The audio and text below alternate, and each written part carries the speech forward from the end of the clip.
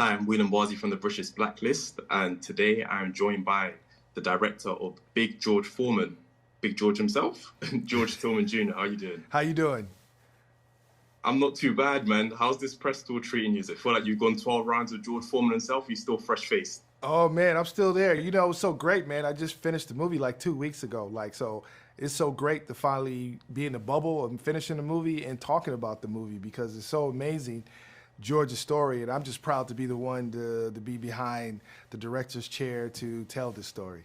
When it comes to amazing stories and like the way that you have a certain delicacy and sensitivity of handling them, like I'm thinking of like when you did The Hate You Give, the author Angie Thomas spoke about how you don't only have respect for the source material, but you have respect for the source itself.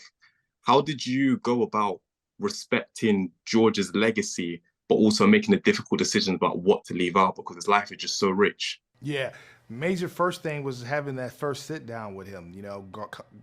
Going flying to Houston and then let me see where you were born. Let me see where you lived, and driving around the Fifth Ward, hearing his story.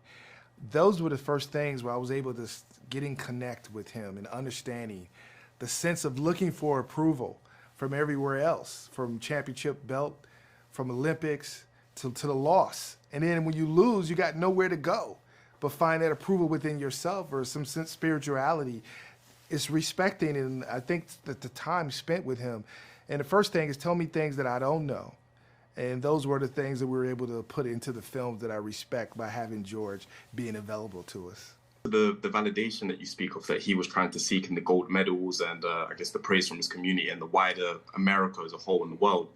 I think back to when you were speaking about your earlier films and how the first one didn't do that amazing, and then obviously everything started to change after that, and then it was sort of a numbers game, basing success off of how big a film performed in the box office, and now you've transcended beyond that space. And what are you looking for? What does success mean to you now? How do you seek validation within yourself or those around you? Yeah, I look at all the films that I have done, and I remember that first film, and I was like, wow, man, it didn't, the audience at that time to get a chance to see it. So it got me to go Mhm. back and say, let me tell my stories that's important to me. And that's when Soul Food was that importance. And I feel like today is that you got to tell stories that can affect me emotionally and how it affects an audience. For me, George's story of a man who no one believed that he could do anything at an early age to win the Olympics. And then I saw that he, at 46, said he's going to win the championship belt, and everybody laughed at him because of his stomach, because he had the weight, because he was slow. He never doubted himself.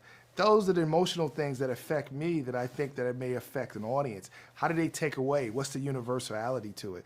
And that's what I try to tell as a story that changed when I was young to changing now. And tapping into the stories of boxing itself, boxing is like perceived as a hyper masculine sport charged with rage and aggression. I feel like you did an amazing job of capturing that, but without overstepping, I also feel like you did an even better job of capturing the women in his life, his mother, his wife, and I've heard you speak of your own wife, Marcia, before, and how conscious you are of her as a good luck charm. So I want to know why you felt the need to put that in the film and that aspect. Yeah, that was very But I important. love that. Oh, thank you. That was very important because the first thing George talked about his relationship with his mom. He was very important, and I remember when he first saw that moment of when his mom says, "You got more inside you than you think you know." That is a key thing, especially for any African American or any people of color or women to hear that, because the first thing you hear is that you're not going to make it.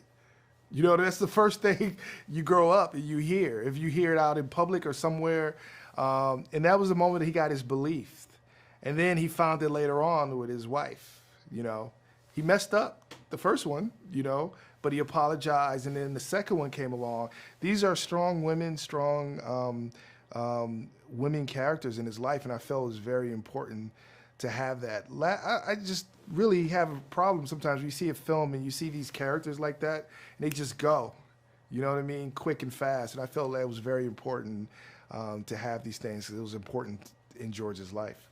Thank you for doing that, and I appreciate you so much, brother. And I can't wait for everyone to appreciate George the same way that we all do because of what you've done to his legacy. Thank you so much. Thank you so much. I appreciate it.